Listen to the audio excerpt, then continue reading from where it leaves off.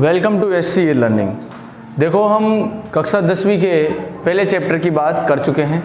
आज कौन से चैप्टर की बात करेंगे? लेसन 2। ठीक है, लेसन 2 का नाम जैसा कि आप देख पा रहे हैं अम्लसार व लवण। कक्षा छोटी क्लासों में भी आपने पढ़ा होगा, कक्षा जैसे 7वीं में भी चैप्टर था अम्लसार व लवण के बारे में, तो थोड़ी बहुत जानकारी तो होगी। जैसे अम्ल स्वाद में खट्टे होते हैं, क्षार कड़वे होते हैं, इस तरीके से। तो यहाँ पर देखो बिल्कुल बेसिक से समझेंगे अपन। तो सबसे पहले हम बात करते हैं सूचक की। किसकी? सूचक। सूचक क्या होते हैं भाई?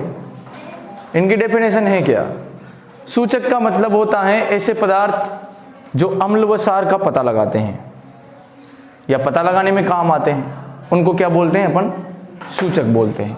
अब सूचक भी दो प्रकार के होते हैं, एक तो प्राकृतिक रूप से पाए जाने वाले और एक कृत्रिम रूप से बनाए जाने वाले। कृत्रिम रूप से बनाए जाएंगे जिनको बोला जाएगा संश्लेषित सूचक। संश्लेषित सूचक। देखो इन संश्लेषित सूचकों का एग्जाम्पल एग्जाम में पूछ लिया जाता है। तो यहां पर संश्लेषित सूचकों के दो एग्जाम्पल अपन लिख रहे हैं। एक तो होता है methyl orange, methyl orange, methyl orange, और होता है फिनोल्फथेलिन।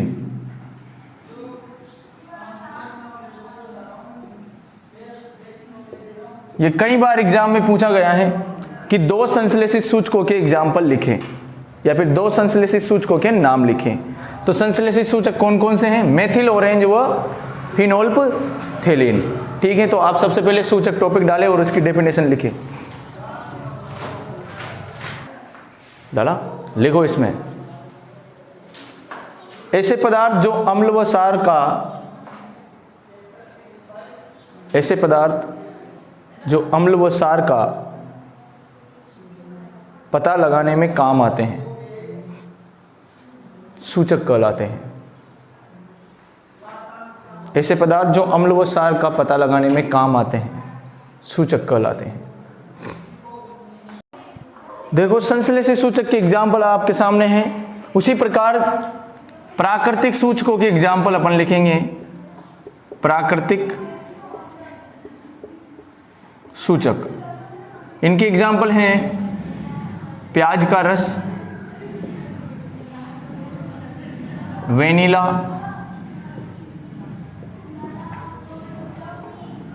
हल्दी और इसी के साथ लिटमस, ETC।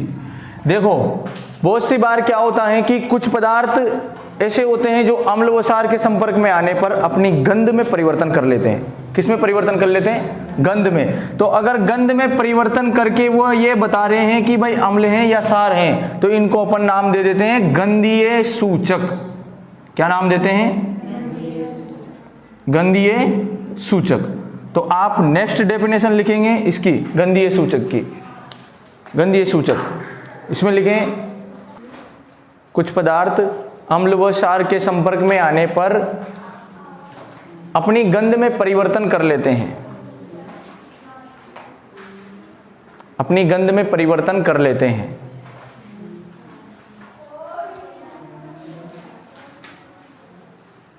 तथा अम्ल क्षार का पता लगाते हैं,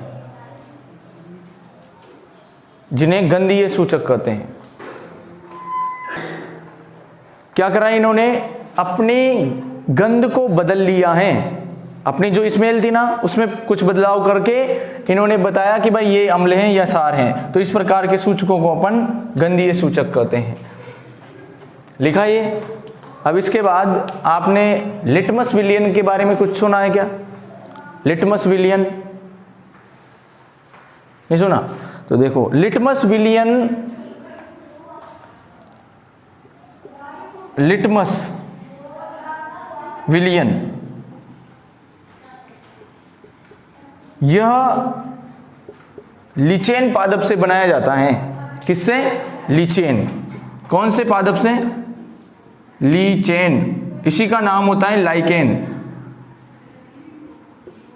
लाइकेन। यह लाइकेन पादप एक थैलोफाइटा समूह का पादप है और इस लिटमस विलियन का रंग बैंगनी रंग का होता है। बैंगनी रंग, कौन से रंग का? बैंगनी रंग का।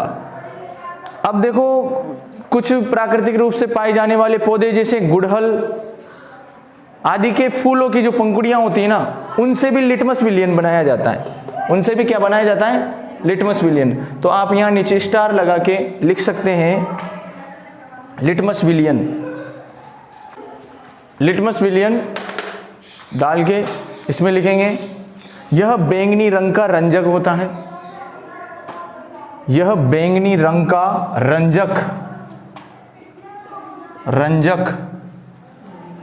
रंजक होता है, जो लाइकेन पादप से बनाया जाता है।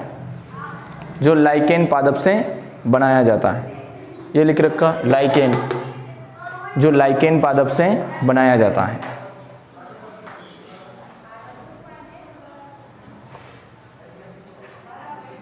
लिखा।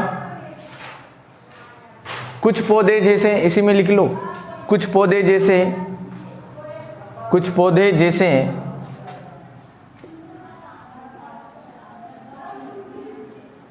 जैसे नाम लिखेंगे पेटूनिया, ये लिख रखा है यहां, पेटूनिया, गुड़हल,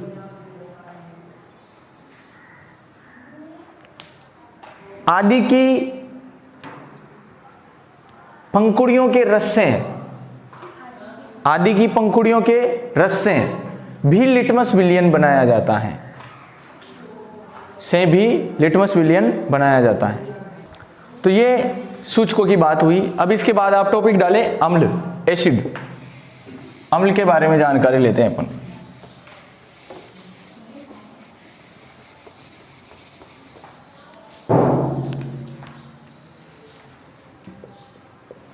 अम्ल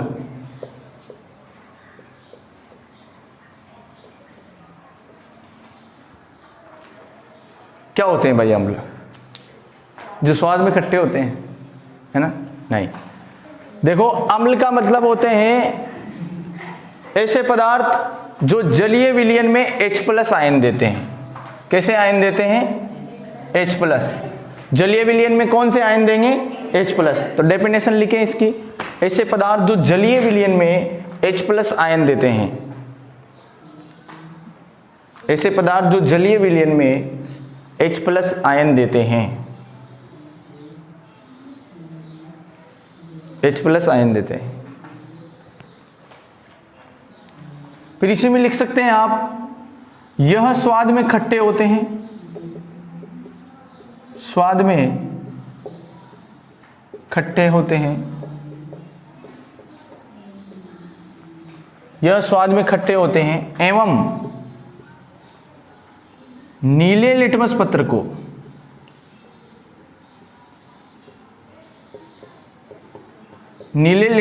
को लाल करते हैं।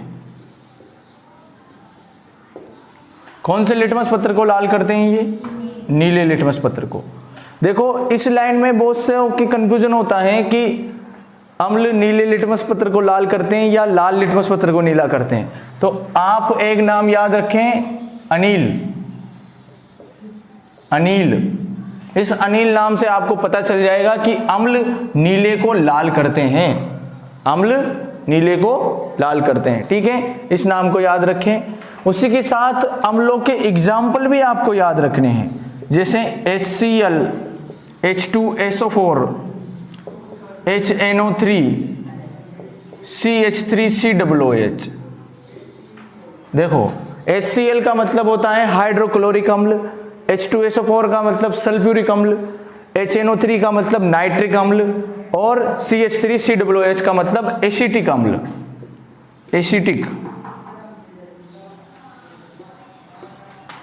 और इसका मतलब नाइट्रिक, और ये सल्फ्यूरिक।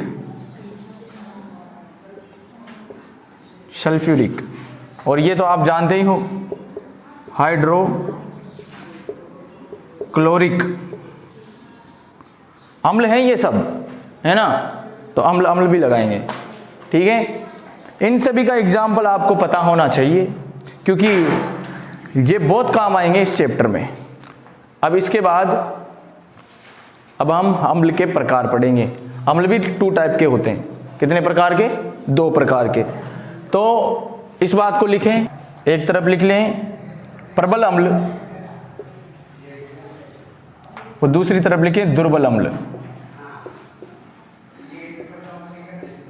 यहां से क्वेश्चन बनता है भाई, प्रबल अम्ल व दुर्बल अम्ल। प्रबल अम्ल व दुर्बल अम्ल में हम अंतर करेंगे तो यहां पर इनका सबसे बड़ा अंतर तो यही है कि जिस विलयन में H+ आयन अधिक हैं वो प्रबल अम्ल है, और जिस विलयन में H+ आयन क्या है? कम, वो कौन सा अम्ल है? दुर्बल अम्ल है। अब इन दोनों के एग्जाम्पल डायरेक्टली पूछ लिए जाते हैं, तो इन दोनों के एग्जाम्पल आपको याद रखना है। पहले तो इनकी डेफिनेशन लिखें आप, प्रबल अम्ल ऐसे बीच में लाइन डाल के, और इधर दुर्बल अम्ल ये दूसरे नंबर का। इन दोनों की डेफिनेशन लिखें, लिखो।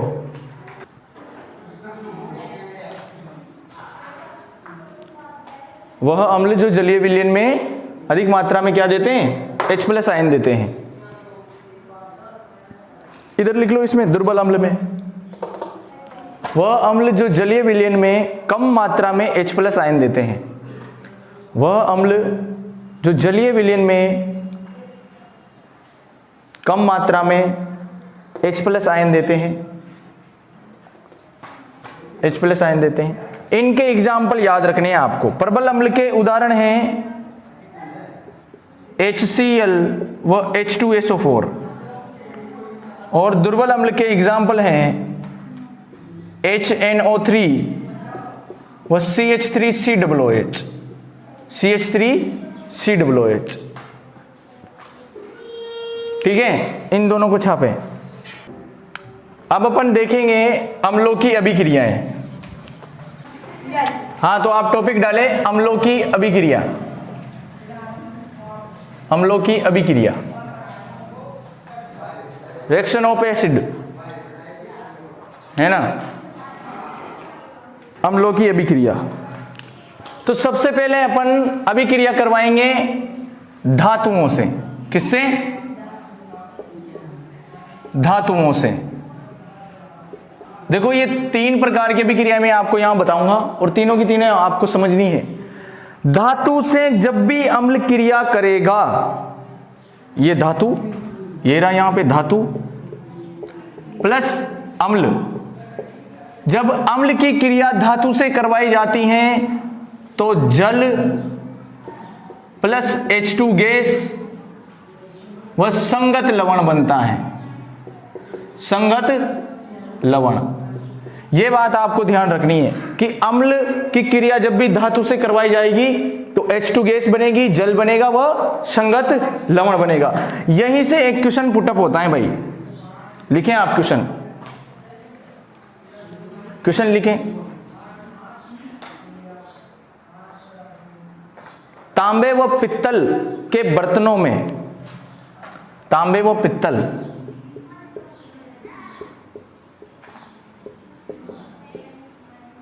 तांबे व पित्तल के बर्तनों में खट्टी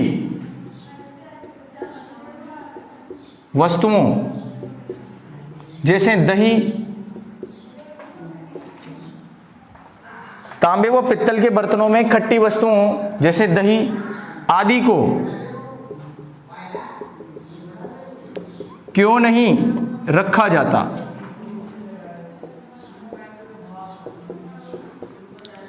क्यों नहीं रखा जाता भाई? देखो भाई, इस क्वेश्चन को अपन इस रिएक्शन से समझ सकते हैं। जो ये तांबे व पित्तल के जो बर्तन होते हैं, ये एक प्रकार के धातु होते हैं। क्या होते हैं? धातु। और ये धातु जब खट्टी वस्तुओं के संपर्क में आएंगे तो खट्टी वस्तुओं में क्या होता है? अम्ल। तो मतलब धातु व अम्ल दोनों क्रिया कर लेंगे और यहां पर संगत लवण व हाइड्रोजन गैस बना लेंगे। इस कारण खाद्य सामग्री तो खराब होगी जो होगी, उसी के साथ जिस बर्तन में ये रखे गए हैं वो बर्तन भी क्या हो जाएंगे? खराब हो जाएंगे। इस कारण हम खट्टी वस्तुओं को तांबे व पित्तल के बर्तनों में नहीं रखते। ठीक है। जब अम्ल की क्रिया धातु से करवाई जाती है, जब अम्ल की क्रिया धातु से करवाई जाती है तो जल हाइड्रोजन गैस व संगत लवण बनता है। जब अम्ल की क्रिया धातु से करवाई जाती है तो जल, संगत लवण व हाइड्रोजन गैस बनती है।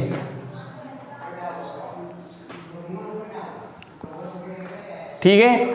इसका ये एग्जाम्पल भी लिख लें यहां, ऐसा कैसा ही। उसके बाद हम दूसरी रिएक्शन की बात करेंगे जो है धातु कार्बोनेट।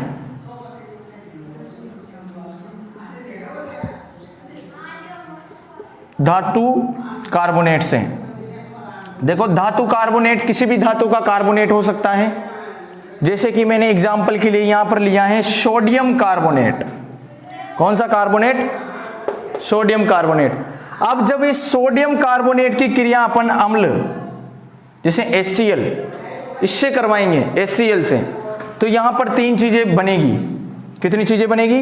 तीन चीजें। एक तो बनेगा NaCl जिसको लवण बोला जाएगा, उसके बाद H2O और उसके साथ साथ CO2 गैस, CO2 गैस भी यहां पर बनेगी।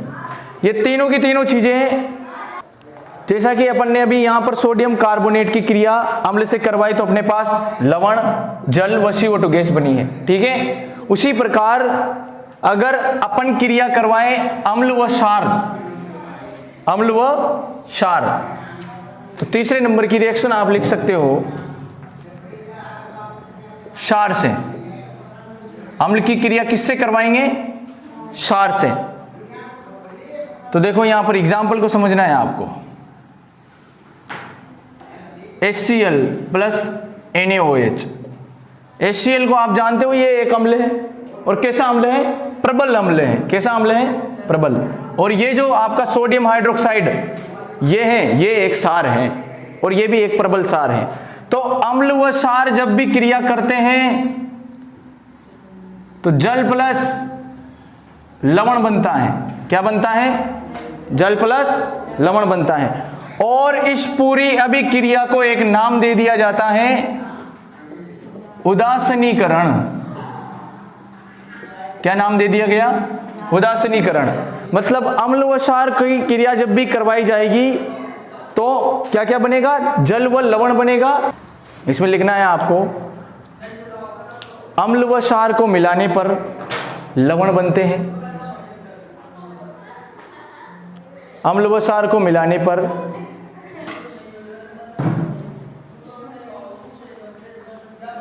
अम्ल व क्षार को मिलाने पर लवण बनता है, जिसे उदासीनीकरण अभिक्रिया कहते हैं। जिसे उदासीनीकरण अभिक्रिया कहते हैं। उसके बाद ये एग्जाम्पल आपको उतारना है।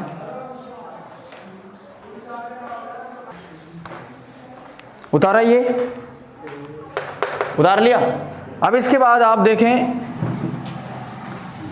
कि कुछ पदार्थों में पाए जाने वाले अम्ल को डायरेक्ट पूछ लिया जाता है। क्या? कुछ पदार्थों में प्राकृतिक रूप से पाए जाने वाले अम्ल को डायरेक्ट पूछ लिया जाता है, जैसे नींबू या फिर संतरा। उसी प्रकार सिरका या फिर चींटी का डंक। कभी लगाया चींटी ने डंक? हाँ, अरे लगाया कि नहीं लगाया? नेटल पादप को जानते हो क्या? नेटल पादप का डंक। उसी के साथ जो आपका टमाटर होता है, टमाटर, इन सब में कौन सा अम्ल पाया जाता है ये डायरेक्टली पूछ लिया जाता है। इमली। तो नींबू या संतरा में सिट्रिक अम्ल पाया जाता है। लिखें, सिट्रिक अम्ल। जो सिरका होता है इसमें एसिटिक अम्ल पाया जाता है, एसिटिक अम्ल। उसी प्रकार जो चींटी का डंक होता है इसमें फार्मिक अम्ल पाया जाता है, फार्मिक अम्ल। आपका ये टमाटर, इसमें पाया जाएगा ऑक्जेलिक अम्ल।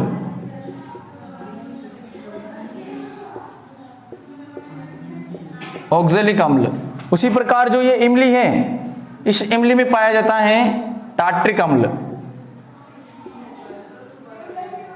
टार्ट्रिक अम्ल। अब दही व दूध को जानते हो, पिया भी होगा। दूध में पाया जाता है लैक्टिक अम्ल। आपसे क्वेश्चन पूछा जाएगा कि इमली में कौन सा प्राकृतिक अम्ल पाया जाता है, या फिर चींटी के डंक में कौन सा अम्ल पाया जाता है। इस तरीके का क्वेश्चन आपको बोर्ड क्लास में देखने को मिलेगा, और इनमें से निश्चित रूप से एक क्वेश्चन पूछा ही जाएगा। या तो वो डायरेक्ट पूछ ले, या फिर वो बोल देगा कि ए व बी को मिलाइए, और इनको उल्टे सीधे कर देगा। क्या कर देगा? उल्टे सीधे।